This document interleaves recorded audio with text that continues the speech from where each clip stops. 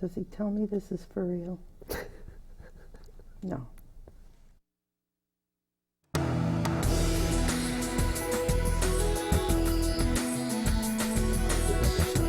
Okay, thank you, Robert.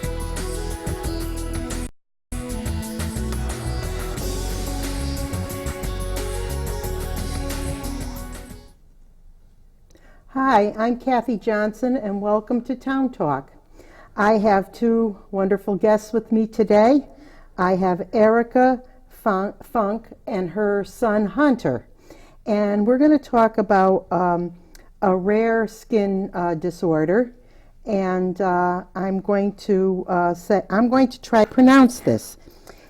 Are you ready, ladies and gentlemen, and children of all ages out there? It's Epidermolysis Bullosa. Very good. Did I do it? You did it, yeah. I did it. Yeah. I did it. Okay. And I'm going to ask Erika. It's otherwise known as EB. Yes. And first question I'm going to ask you is, can you explain in simple terms, as simply as you can, to our audience this evening on exactly what this is all about, and introduce Hunter to us when you're ready? Okay. Sure. Well, thank you for having me. You're welcome. Thank you for being here. Anytime. Yes.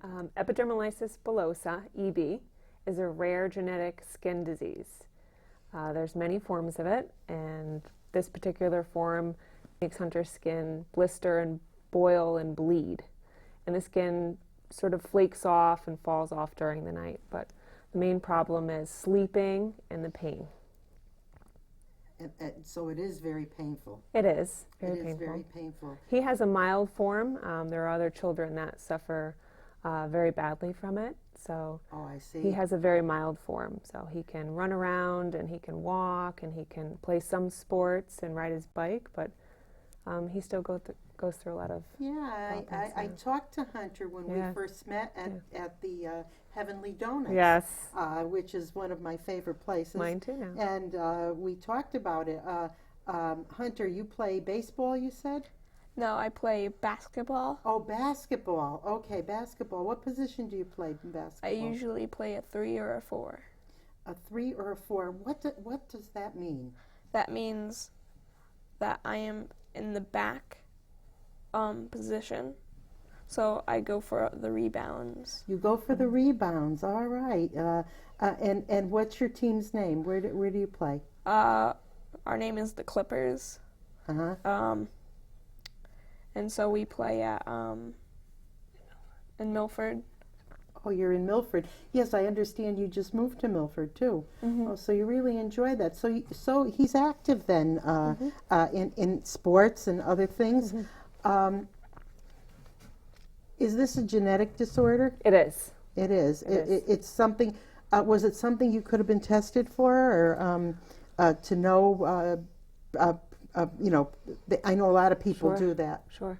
We could have if we had any idea about it. Not one inkling. No, not any idea. But we were able to test. He has a 2-year-old sister, so we were able to test his sister after she was born. Oh, wonderful. And she's just a carrier. She's not affected. So she carries a gene, but she's not affected like Hunter. Do you know how? Does it skip a generation, or does it doesn't know how?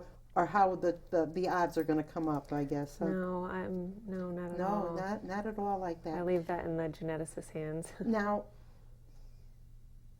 understanding what it's like to have a crisis in your life, how old was he when you first realized that Hunter had this condition? He was about 5 or 6. 5 or 6 years old. Just when little bug bites, what they look like, started to form on his body, and time went on, and he went to the doctor, and they would freeze or burn them off. They thought they were just warts. So in other words, the doctors were just treating this like it was just an average skin thing. And they had no idea. No idea. Tell me about that journey. Oh, that was a wonderful journey. So a very long journey, but I'll try to make it as short as possible. Well, no, we have an hour, so let's fill the time. But I think it's important for people to understand that when they go through their everyday life and they're waiting in the supermarket line too long and they're irritated, the person in front of them isn't driving fast enough. All these things that can, especially in a younger generation, where you haven't lived life yet and you don't realize that your life can change in a nanosecond.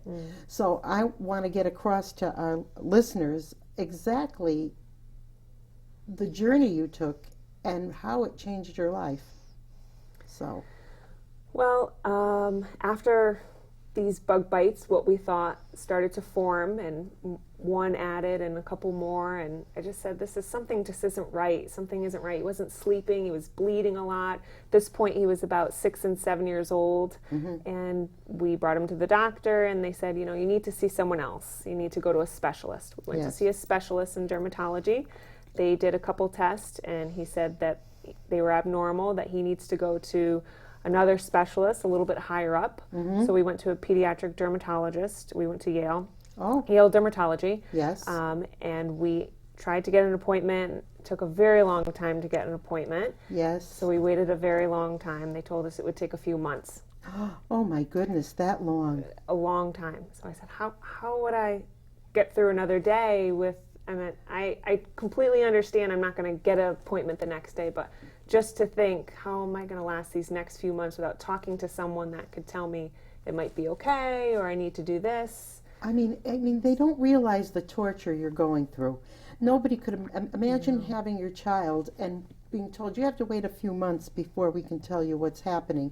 In the meantime, you don't even know what you're dealing with. No, and that's the scary part. Sure. You don't know what's going to happen or what it is, and so did you have to wait all those months? we didn't. Through, I like to say, the grace of God. Yes. We ran into someone who happened to know someone there, and we were very graciously given an earlier appointment through some cancellations. Right. And we got in earlier, so it wasn't a 6-month wait or a 4-month wait anymore. Thank goodness. Thank goodness. So we got in, and they did some testing. We did deep biopsy skin testing. Sure. We did some genetic testing, and it did come back that he has Epidermolysis Bullosa. He has Dominant dystrophic epidermolysis bullosa. It's a type of EB that he has, a little bit milder form. So that's So now what does and those words just flow right off your tongue. I mean, lots of practice. Oh yes, yes. And here I am. I retired from Yale pathology. I was there 12 years, and here I am struggling with the word. And these are terms that I'm used to seeing, but not this one. The same kind of spellings and whatever like that. But so you so now you get your diagnosis. Now, exactly what? Well, when you got the diagnosis, exactly how did they explain it to you? Do you remember that? It was very difficult because then we went to go see the genetic team at Yale, Right. and they were really able to go over everything with us. I was tested along with my husband. Comes to find out that a gene from me and a gene from my husband has basically, I don't want to say made this, but this is how it How works. it worked. You both So happen to carry, yeah. Yeah, which is very rare for it to happen. And this disease, as it is extremely rare. So it was a right. shock. Yes, it is a shock because you go through your daily life and life just seems to go on. You take it for granted, and then you get this shock of it. Now, once he was diagnosed, did they start a treatment? Yes, wonderful team. Dr. Antea was wonderful with his team. We've done grand rounds before, lots of medications and everything in the works and plans. And he's wonderful. He's very, very aggressive with keeping everything going and keeping right on top of it. right on top of everything. Right. Always. So you need constant attention with this, and this is for a lifelong thing. Yes. Yeah.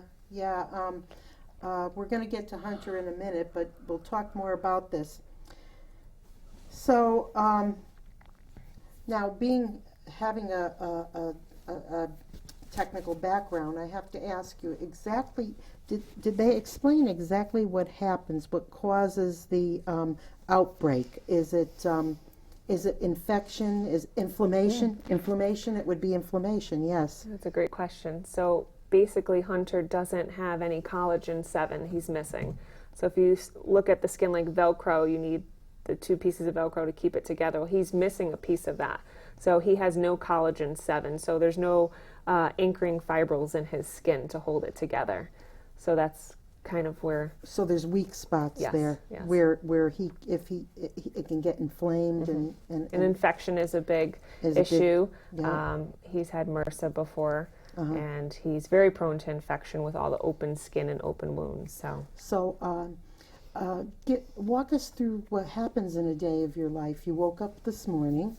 Woke up this morning. Yes. Getting out of bed, breakfast, getting out of the house. And you've got another child. I do have another child, little girl at home. She's 2.5. 2.5, so that Yes. explains it. You don't have to go into detail. Exactly. Anybody that's ever had a 2.5-year-old. Exactly. So. Okay. And so go ahead, let's hear. The day goes on, and sometimes he'll complain he's in pain or he's really sore. Hunter's condition makes him very, very itchy. So he's constantly itching at his skin, and it's just all over. Right. It's cleaning off the bed in the morning with all the skin in the middle of the night, washing the sheets because they're very bloody. Every single day. Every single day. Yes. His clothes become very bloody, so we try not to wear. We try to wear light skin clothing, very, very soft, cotton shirts. The nighttime is really one of the worst times we come across. Sleeping is very difficult because he itches so much, he can't relax and calm down enough. Is there anything they can do for that itching? And how do you get him to, how many hours does Hunter sleep? He seems very wide awake to me right now. Right? I can tell you that. Exactly, does. but then he's young. And, exactly, yeah. Exactly. So right now we're doing he takes a medication to fall asleep, to help him fall asleep. The problem is it doesn't keep him asleep. So the second he wakes up, it could be a distraction or a light or any rustle. Getting back to bed is extremely difficult. So sometimes we've been woken up 3, 4, 5 times in the middle of the night, calming down, doing deep breathing techniques, just kind of holding his hands or talking about something different and calming. Right. Now, is that mostly because of the itching? Yes. That wakes him up? Yes. Now, what do they do for that? You know, you see these cortisone creams out and all that. Is there anything that... There's he does a triamcinolone cream, which is a steroid cream. Right. We really only do that when needed. I try to keep the skin as much moisture as possible. So your day revolves a lot around this situation, which, I've been in that situation in a different way, but your day is different now than others. Very much. And I notice it doesn't hold Hunter back, though. No, he seems to be... Hunter, let me ask you this. You being you're young, I guess you wake up on and off, but you seem rested. Do you take naps during the day sometimes? Do you ever do that? No. No, you don't need to, huh? Well, and can I ask you a question with your mother's permission, I hope? Does it bother you that we talk about you having something special and that do you look at it maybe that you're helping other people understand and helping others? You don't need to answer that question if you don't want to. I don't really know. You feel like a kid. You feel like a person that's in school doing your thing. Yeah, but the only thing that sometimes might get me, I think I'm different, is like when somebody looks at me or like glares at me. And stares? Yeah. Well, you know something, we all have that. You know something, there's always something that somebody has that when I was in school, I was a chubby kid and I was called fatso all the time. So there, I've said it. I've said it, okay? But you know what? I think children, when you're growing up, they all have something to say about each other. My husband, for instance, they always made fun of his ears because they stuck out. They called him Dumbo sometimes and things like that. So these things do happen, but you seem like you've learned to live with that, and you have fun, and you have friends, I'm sure. Yes, I can see that in your face. You have friends, and you're doing okay. Now, I'm going to go back to Mom here and say, all right, so now I imagine, and we can't leave people out, we're sitting here, and I know because I have a son that's injured, and I know that when you have any disease or injury or anything, there's always somebody that has it worse. Now, are there people? Now we're seeing Hunter here, and he looks fine, and he's having a life. He's got great parents. Are there? I assume there's others that are not as fortunate. Absolutely, there are a lot of Absolutely. Yeah, and we'll leave it at that. Not as fortunate. And what we want to do today is remember that there are those that, and this brings me to what you seem to have a mission, and I want you to talk about that mission. Will you approach on Hunter's Wish? Tell us about that. After Hunter was diagnosed and feeling that I had nowhere to turn, and I did turn to the internet, and I was very lucky to find other mothers and fathers that are dealing with the same issue. Right. And it was really my ally. It's the only way that I was able to communicate about it or talk about it. So without them, I don't know how I would be here today sometimes. Right. Support group is very important. Huge. They're just incredible. And I know I had to do something. Right. I want to do something. If anything, I have to try. Right. So for Hunter and for everyone else, so I wanted to start something, and I started Hunter's Wish to Cure Epidermolysis Bullosa, Hunter's Wish to Cure EB.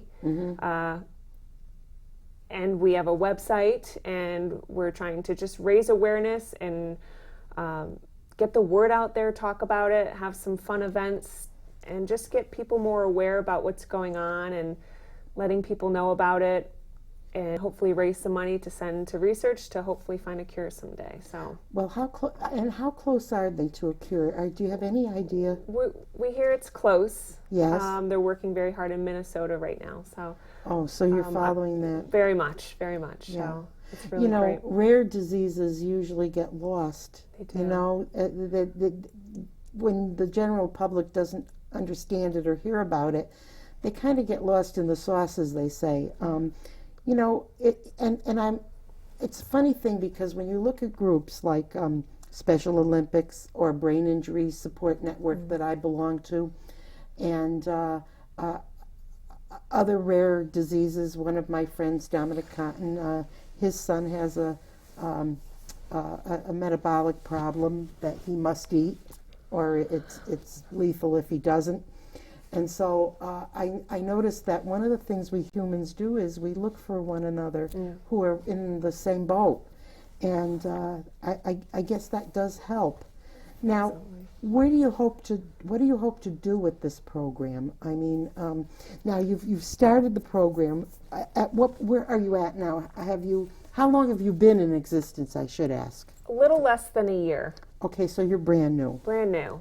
Right after we sort of launched Hunter's Wish, we had a little small event. We had a little great paint night at the Giggling Pig in Shelton, and they did a beautiful butterfly. We love that place. It's great. Okay, yeah. And butterfly because children with EB are called butterfly children because their skin are as fragile as butterfly wings. Right. So they did this wonderful butterfly painting, and lots of people came out, and it was great. Unfortunately, right after that, there was a fraud incident, and the money, just the little bit amount of money that we raised, was gone. Oh no!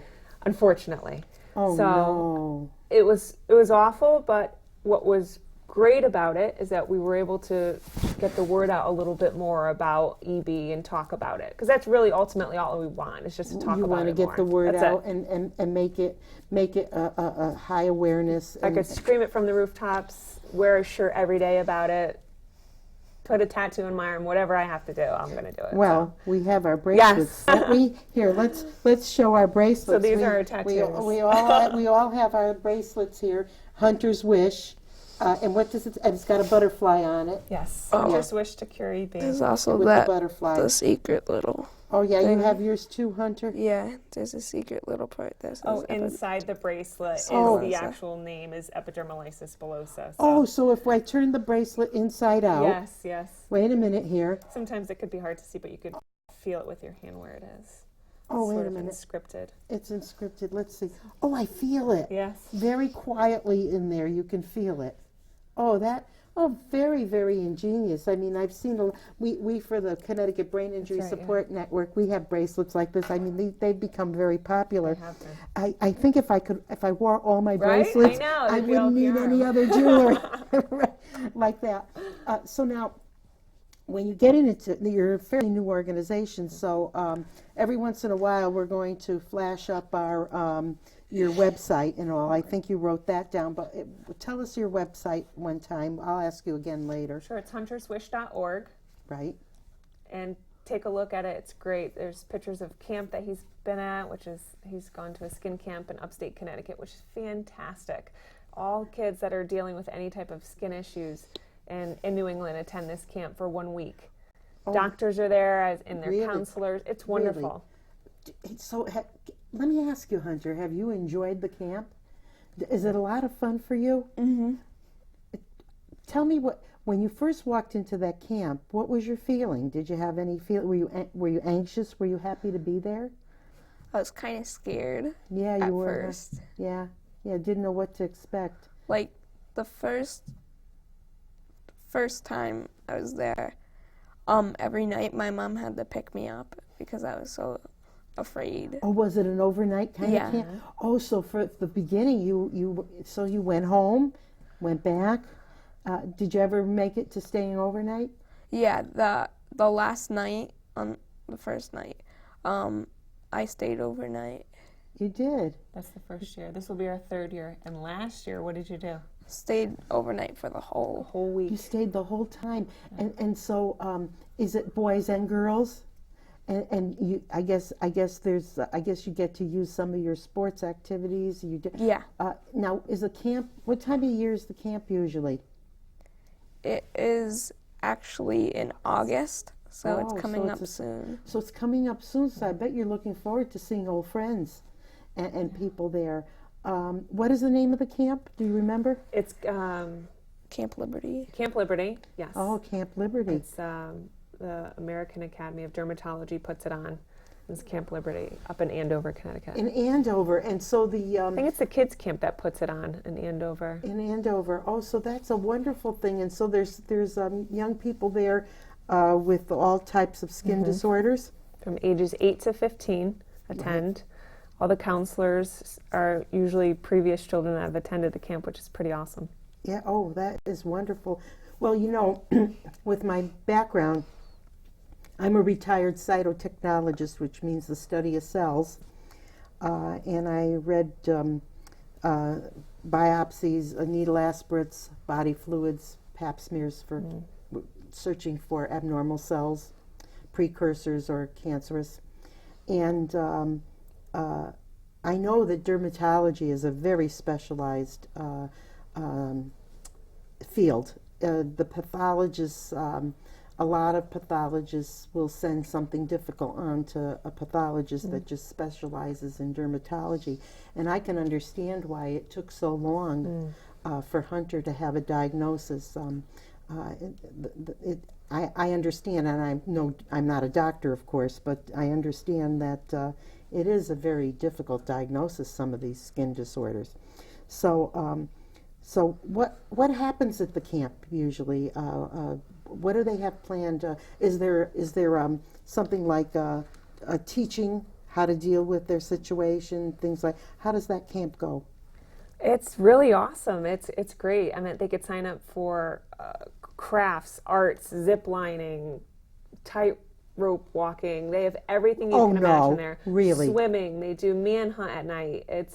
They do bonfires every night. They sing these amazing songs, and when you pick them up at the end of the week, they do this incredible show. Wow. Mm-hmm. I also I don't like, know about talking wise. If you have any, I'm sure if you wanted to talk about anything, I'm sure you could. Yeah, right? there's one really cool thing there. It's called Whale Rock. whale And- rock? And thousands of years ago, there was a whale that was trapped in the mud. And so rock formed on the whale. Oh, And they say inside the rock, there's a whale. And if wow. you put your ear to it, you can hear it. You can hear the whale. Oh, that's very cool. Is this by ocean or is it by? No, it's there's a little lake, but it's way in upstate Andover. Wow, The Connecticut, yeah. And what do you sleep in cabins? In cabins there.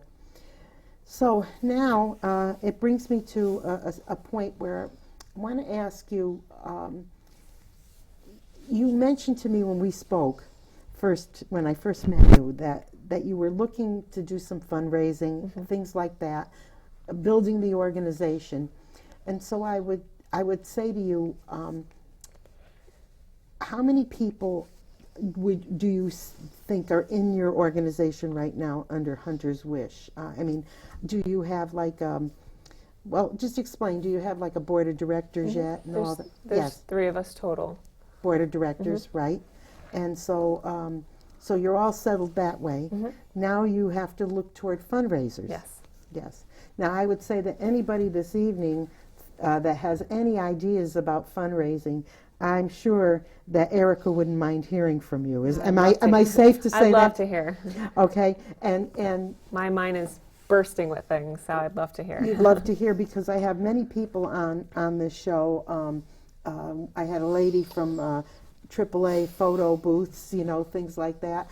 There are people all the time watching that I'm sure you'd be surprised out there, Erika, how many people want to help you raise money and sometimes will just offer their services, or at a discount even. My loving horses, I can just foresee pony rides, Anybody out there with little ponies? Oh, yeah. Children love pony rides. Yes, they do. And I love to be around horses myself. And so when you do raise this money, what do you foresee you will utilize the money for? I would love to send as much as I can to the research hospital and just send it and so they could take it away, and hopefully one day there'll be a cure for everyone. So. Well, that is And maybe some for the camp. I'd like to send to the camp. So you would like to support places where these children go to the camp and places, and of course where the research is done. And do you foresee you'll update everybody on where the research is? Absolutely, thoroughly. Can you tell us a little bit, if you don't know that, if you do know, where are they in the research? How many years have they been working on this? I'm not 100% sure about that. There is a doctor, Dr. Jacob Toller at the University of Minnesota, has been working feverishly on this. There are a lot of children that are getting bone marrow transplants currently, which will reverse the cells. That have the gene. Correct. Okay. Yes. Oh, so just the way it works for leukemia at times and other disorders, it could work for. How are they doing it? Any? Well, 2 children unfortunately did not make it through the process. Unfortunately. Yeah. So yeah. it's a very invasive and Yes. difficult procedure. Yes. And they're little children with many infections, and they're bandaged from head to toe. So the worst of the worst. Absolutely. This is like a last Worst of the worst. effort. We hate to talk about things like this, but when you think of, and I think I can go there because my husband and I thought we would lose our son to brain injury. They gave us not much hope, and which they don't with brain injury because no one really knows. It's an individual thing depending on how they're hurt. So what I want to do is give a real human element to this. That the truth is that there are people there who the road ended for them, and I know when I think everyday life, there's so many people that are.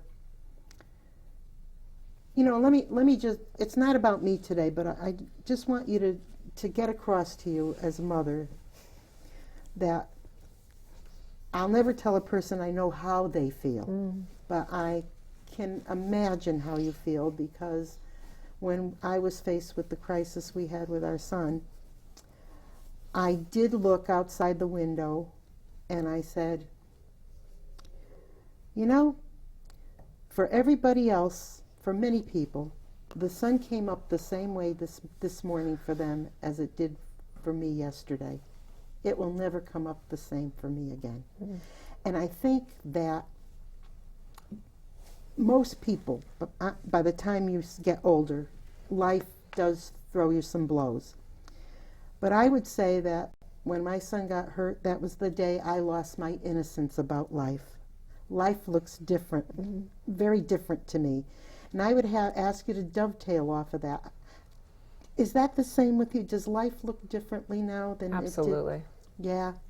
Can you explain a little bit on your own personal thing? And if we don't want to go too deep in your psyche, we won't. But can you explain how that changed for you? I mean, I think our audience would like to know, because I think they should know what an impact these things make. They make a huge impact. They really do. Yeah. Today, I am thankful for everything. I'm happy to take a walk outside every night with my kids. Amen. And he's able to ride his bike, and that alone I'm so grateful for, and that's all I wish is for that. Just to take a walk together every single night, take a deep breath, look at the sky, and that's it. I'm very grateful and thankful and appreciative for that. And do you know that some people go through life relatively unscathed and never learn that till the day they die? And it's funny you said that, because I find in myself, now I'm going to talk to you a little bit about one woman to another who had a crisis, okay? Different kind of crises, but nevertheless.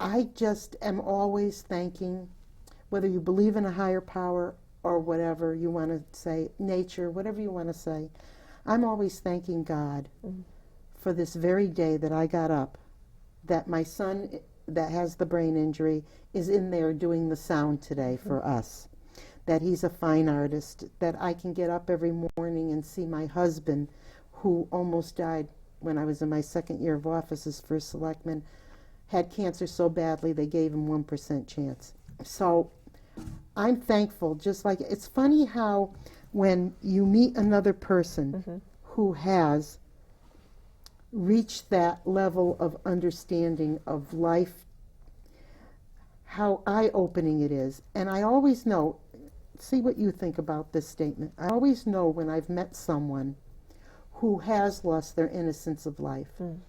They're more caring. They usually have more empathy for others. They are not complaining every day of the fact that the car got stuck in the snow or whatever.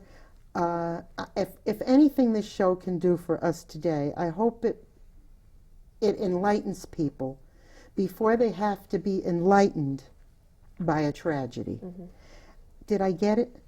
Absolutely. Yeah. And you know, that's why I know that you're driven to get a cure for this. And I just admire you, because I admire you very much, because you have, he's still growing, Hunter's growing, he still needs you, and and I'm not going to push you any further, because I see your eyes and I understand. But what I'm going to ask you to do is talk about something you really think that you in this situation and all the other mothers and fathers and people that have loved ones would want the general public to know. Is there anything that comes to mind that you would like to get across? Ooh. Well, think about it, you know. That's a great question. I always like to say, just be open-minded and understanding. And it's great when you're a mother, just anyone, when you see someone and you just give them a little nod or a smile as you're walking by, like, I get it, I understand, I get you might not understand or But I always do that now. I might have never done that before, where if there was a screaming toddler or a baby on the floor wanting an extra box of cereal, and you just smile and nod, and it's an understanding of things, and that's all that I ask. And come up and talk to us and ask, and I'll be an open book. And to have love and support and friends and family around us, that's all we could ever ask for. The strength we have with friends and family, we're so grateful. Well, this is the thing. I think that friends and family do help you get through that. My husband always said that he had good friends and family around him that helped him get through fighting his cancer. And it's funny you said that, because I want the people that are watching today to understand, don't be afraid to come up to a person and say, I heard what happened. My prayers are with you. I had many people, I can relate to what you're saying to me. I had many people who, when my son was hurt or my husband was that sick, thought maybe it would be better not to bring it up, which I understand. But I guess I had the personality that I was screaming, please bring it up. Please tell me that you're thinking of me. You're thinking of my son. Please tell me that you don't understand, but you can only imagine. Make me feel like I'm not alone in this world. And I'll tell you something. As a younger person, I was very self-centered and selfish and wanted my life perfect. I remember, like as all brides, if the garter had a tear in it, it was the end of the world. If the dress wasn't hemmed right, and everything was the end of the world. Everything had to be perfect. And I learned quite quickly that the world isn't perfect. And I just would like people to understand where I was going with this is, sometimes they say, and I don't mean to wane religious here, but sometimes they say, if you ask God for the right thing, you may not always get what you want, but if you ask him for some things, you will get that back at you. I knew as a young person that if I went into a restaurant and I saw a person with a disability, I saw a child that was Downs, I saw somebody different, I wouldn't want to look, and I used to say, can you please make me be braver about this? I know this is not right. Well, I'm not a person that believes in everything happens for a reason. I think the reason is how you handle it and how you praise God in my way, but how you go forward with it. I don't think my son, God said, I think Robert's going to have an accident because I have to teach him a lesson and I have to teach his family a lesson, that kind of thing. So I think that when you ask for certain things now, it came along. Through my own situation, I can just go up to, I can do what you said, nod. You've got a hysterical baby on the floor, I get it. You've got a person in a wheelchair, I get it. I get it. That we're all of the same human race.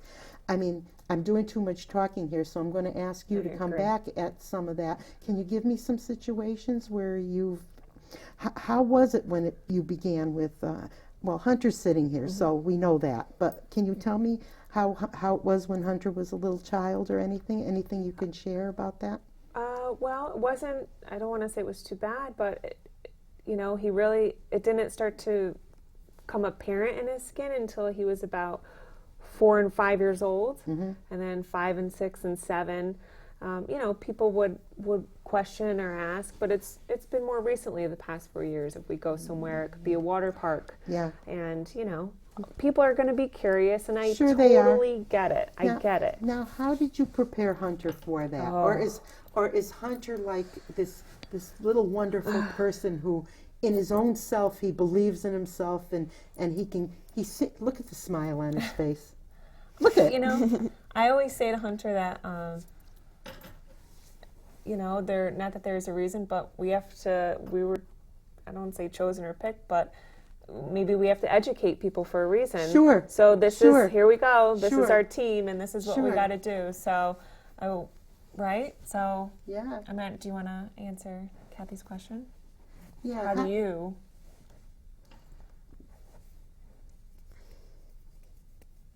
Well, he's thinking about it, and that's all right. I mean, I'm sure there's really happy times. Oh, where, sure. And I'm sure there's times where Yeah, a lot of frustration can happen. And sure, and I'm sure even Yeah. as used to it as you are, you understand that people are truly concerned or want to know or that kind of thing. But you seem like you're doing fabulously, Hunter. Now, what grade are you in? I am going into 7th. 7th grade. Now, I'm going to tell you, I had my two boys were 18 months apart, and when they were in 7th and 8th grade, I think that if I could have been dropped on an island somewhere and come back way after that, it would have been the case. I have to tell you that there wasn't one day that one didn't forget something, one didn't do something, one didn't. Oh my goodness. The frustration that a mother has. But of course, Hunter, you have a good excuse. Can I give you your excuse? You have a very good excuse. Your frontal lobes in your brain are not totally developed yet. So naturally, you're not going to remember things. Don't give him any more excuses. No. I'm going to hear this later. Your frontal lobe. No, what you have to do is what we old people do, like myself. You have to write things down and check what you're every day, over and over again, what you're supposed to do. I mean, that's what you have to do early in life, and that's what you have to do later in life. Hunter. So I'll tell you one thing that I did with my son Robert, and now we're talking. The show is about you and Hunter, but I feel like I'm talking to another mother. So we're both mothers here. I told my son Robert a long time ago, who right now he's fabulous. He's his own person. He knows where he's going. He's his own man. He's 40 years old now, and he looks like he's 25. He does. He does, doesn't he? He does. Keeps himself well. He's an artist, and we're very proud of him. As I said, he's helping his father, the producer today, and he's the assistant producer. So we're very happy about that. But I did take Robert aside as he started to come out of his brain injury. And it was an amazing thing because you never know when your brain will stop healing. And we were very fortunate that Robert's continues. And I said to him one day, I said, now, Robert, there are going to be people who are going to look at you, and they're going to look at you like you have something wrong. I said, understand. And there'll be people who'll say, oh, maybe he's not too smart, and they'll try to take advantage of you. I thought, as a mother, I should tell him outright, he's going to look different or be different, and people will notice it. And, I told him that, and I thought, well, maybe it's going to be a harsh thing to say. But Robert's a tough guy. He's a tough guy. He listened to me, and he had a dream to be in his own apartment. He had a dream to drive a car. He had a dream to be a writer and a fine artist, and he's all of those things now. And so I'm sure, and so we talk about dreams. Do you have a dream, Hunter, of what you want to do?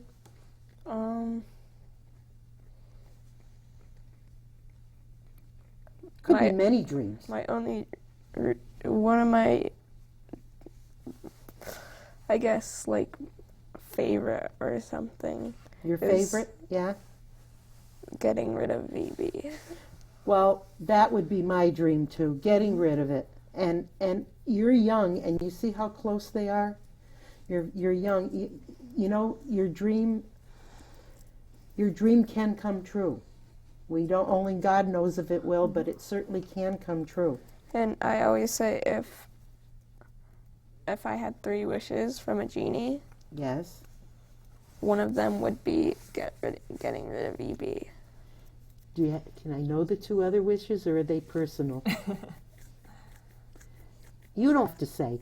I'm asking you questions. We didn't rehearse this. So, Hunter. I didn't really think of any other 2. Okay, but that's your biggest wish. Yeah. Okay. probably another wish would be to always win the basketball games that you're in. I can imagine that. And, that. Would you wish for another brother or sister? No. I can't say that I blame you. I probably should have asked your mother that. Hunter, I can't say that I blame you because, honestly, I'm sure having a 2-year-old in the house is not exactly euphoria, is it? No, it isn't. Come on, she's kind of funny. Sometimes. Yeah. Other times she's beating me up. Yeah. Well, She likes to beat up. Yeah. Well, for the rest of her life, you're going to be her big brother, and someday you're going to be one of her protectors, I'm sure. Big brothers are like that over their sisters. I have 2 brothers, but I'm the big sister. So you know what I was like? Yes. Lucy. In Peanuts comics, yes. Remember Lucy? Yes, I do. I was the big bossy know-it-all sister. Yeah.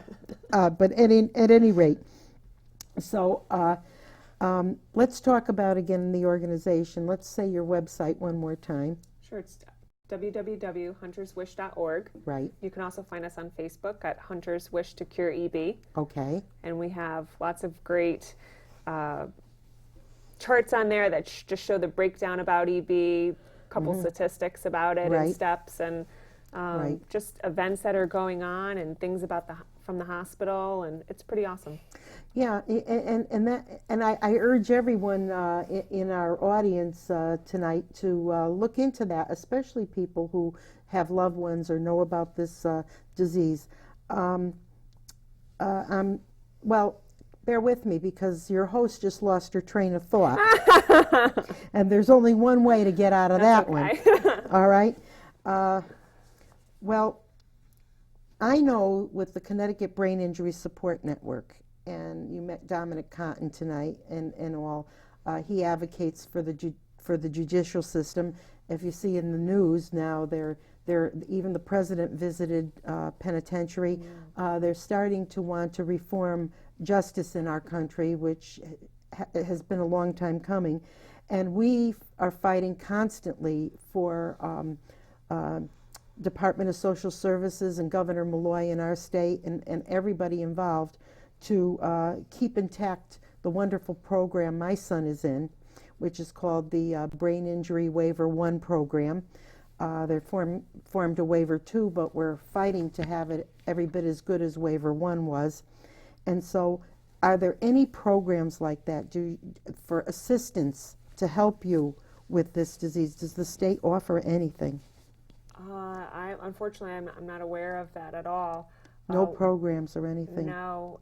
If I need any type of assistance with bandages, or there are other organizations that help out, which are wonderful. Right. The Butterfly Fund, I Refuse EB, wonderful, wonderful, wonderful. So there are things in our state where you can reach out and get help for. Absolutely. Now, I'm sure that I want to bring this up because I think there's a lot of people in our country who probably have never had anything worse happen to them than break a leg. Would you like to touch on navigating the healthcare system for disasters like this? Because honestly, we are told that we are the best nation in the world. We don't have socialized medicine like as Europe does. I don't know. I'm not going to say anything about Canada, Europe, or anything. I only know where I live, and I only know that this is a country that was supposed to have a high moral standard, and a country that was supposed to take care of the weakest among us. Now, I'm not leading you into anything, but I want everyone to know how difficult it is when you are navigating the healthcare system with something serious. It's extremely difficult. It's very difficult. We've been fighting since January to have a compound medication covered. So that's been a very long journey. Right. And it's a cream that we hope can alleviate him. We're not even sure. So it's something we need to try, but we have to try everything we can. It's been very difficult. Phone calls, doctor's notes and letters and appeals, and it's been very difficult. I mean, on an average day, or usually we go to the doctors depending on the week, 4 to 5 times a week. That's $40 a copay. It's a lot. We're grateful for being able to go and great doctors, but it could be very difficult. Very, very difficult. Now, this compound you talk about, is it FDA approved? Is it just in a very expensive compound? It is not FDA approved. But you're lobbying for that. Yes, so we're trying very, very much. Well, what I would say to anyone out there that is a state legislator who happens to be watching this show, or anybody who knows a state legislator, or anyone on high government level, think about this. Now, Dominic Cotton, who you met, who is a host on Town Talk with Father Russell Carmichael out of New London, he advocates for brain injury also. Do you have somebody that lobbies for this group? Like you're talking about I mean, how high up can you go with your lobbying? What have you done so far? I have not done much yet. I really consume my life with right now what you're doing the everyday of this to get through that. And every day I try to read a little bit more and research a little bit more. And I'm not a doctor. I'm just a mom, just trying to help my kid as much as possible. So I have not dabbled into much yet. I'm just trying to. Right. It could be a little overwhelming, but I'm taking it in pieces. So. In little pieces, and that's what you should do, because it is very difficult I've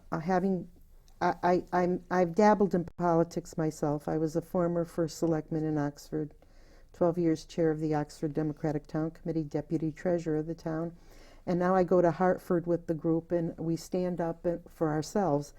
And I can tell you, not to discourage you, but most politicians are, not all, there are some people that have moral high ground, but most, if it doesn't fit in their agenda, if it isn't going to get them reelected or keep them where they are, or this is my opinion, not this lady's, if it doesn't keep them where they are in politically, and they don't play their political game to get the next election, they're not interested.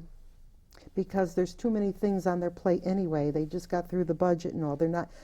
You have to get their attention, and even when you get their attention by jumping around like a maniac and being an activist and all, if you asked for this much, you're lucky if you got that much.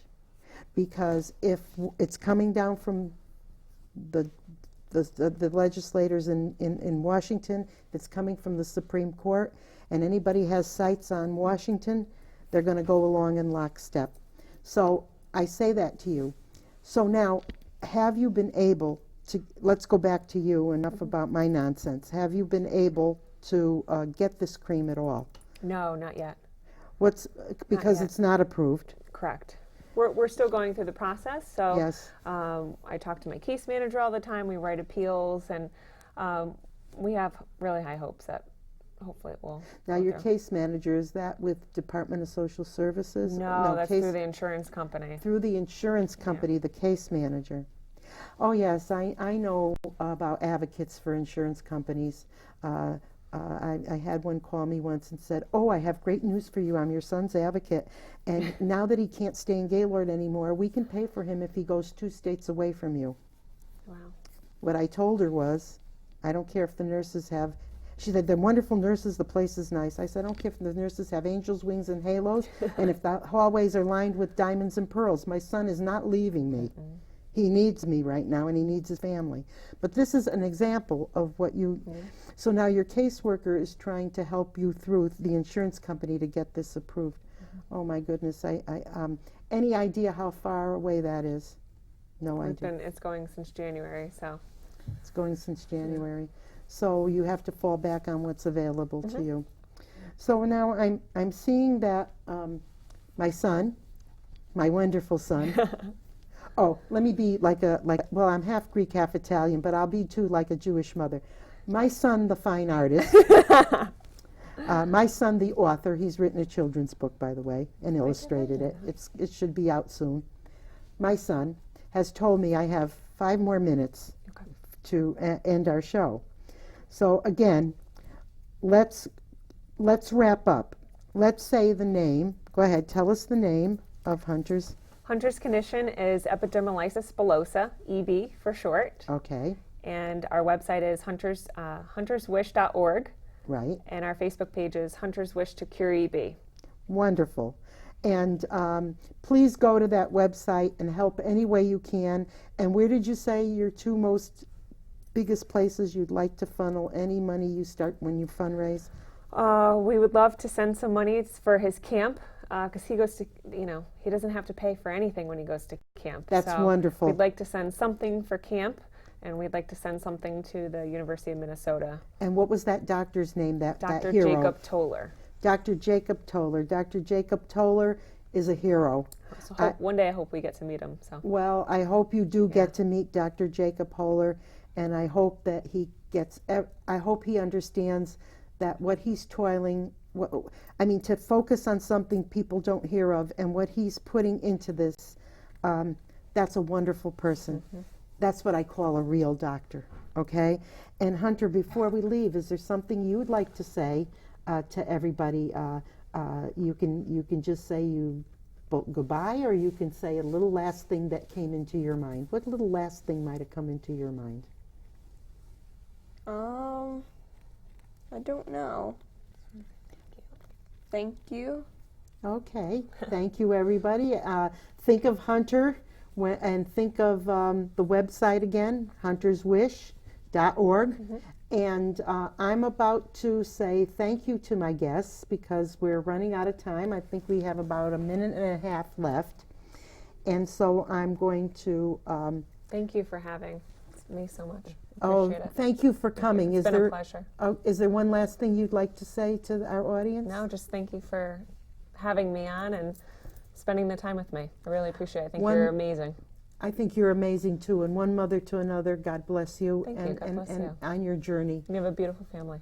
You too. Thank you. You too. And Hunter, I want to say thank you to you. Thank you too. And say goodbye. I got my 1 minute, and so what I'm going to tell my engineer, my husband Wayne Johnson, and his assistant Robert W. Johnson, I'm going to tell them both that I'm going to be signing off and saying to everybody, now let me see, I want to get this right today, wishing you a good evening, all of you, and a better tomorrow. Thank you. From Town Talk, Kathy Johnson. Bye.